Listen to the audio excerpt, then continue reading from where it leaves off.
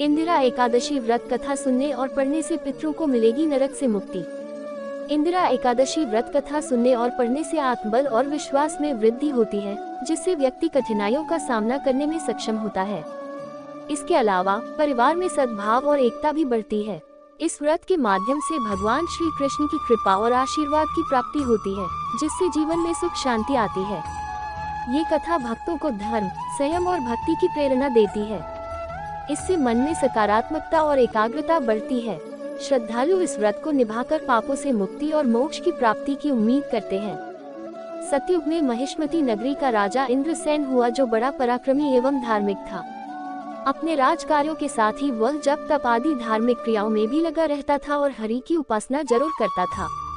एक दिन आकाश मार्ग से देवर्षि नारद राजा के दरबार में आए और राजा ने अपने सिंहासन से उठकर नारद जी को प्रणाम करके उनके चरण धोए और आरती उतारकर उनका स्वागत किया। देवर्षि नारद ने भी राजा की कुशल मंगल पूछी और बताया, मैं ब्रह्मलोक से यमलोक में गया था, जहाँ यमराज ने मेरा खूब आदर सम्मान किया और मुझे ऊंचे आसन पर बिठाकर मेरी पूजा की। मैंने यमराज की सभा में आपके पुण्यात्मा पिताश्री का दर्शन किया।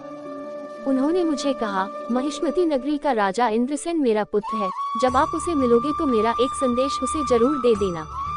आपके पिताश्री ने कहा कि पिछले जन्मों के किए किसी पाप कर्म के कारण मुझे यमलोक में रहना पड़ रहा है। राजा को कहना कि आश्विन मास के कृष्ण पक्ष की इंदिरा एकादशी का व्रत करके उसका पुण्य फल मेरे निमित्त दे, ताकि मेरा उद्धार हो सके और मैं यमलोक से स्वर्गलोक में जा सकूं। नारद जी ने कहा कि मैं भी चाहता हूं कि अपने पिताश्री को यमलोक से छुड़ाने के लिए आप यह व्रत जरूर करें। नारद जी ने राजा को व्रत की सारी विधि बताई। राजा इंद्रसेन ने नारद जी के उपदेश के अनुसार ही पूरे नियम से इंदिरा एकादशी व्रत का पालन किया तथा अगले दिन द्वादशी को भगवान विष्णु जी के महाप्रसाद के साथ पितृतर्पण तथा श्राद्ध किया और व्रत का फल अपने पिताश्री के नाम किया। व्रत के प्रभाव से आकाश से पुष्प वर्षा होने लगी तथा हरिवाहन गरुड़ जी राजा के पिताश्री को अपनी पीठ पर बिठाकर वैकुंठ में ले गए। राजा इंद्रसेन ने लंबे समय तक निष्कंटक राज्य किया और अंत में अपना राज्य पुत्र को सौंपकर स्वयं ब्रह्मलोक में चले गए। देवर्षि नारद कहते हैं, ये व्रत इतना पुण्यकारी है कि इसके पुण्यफल के प्रभाव से पितरों का उद्धार हो जाता है तथा जीव के सभी प्रकार के पाप नष्ट हो जाते हैं।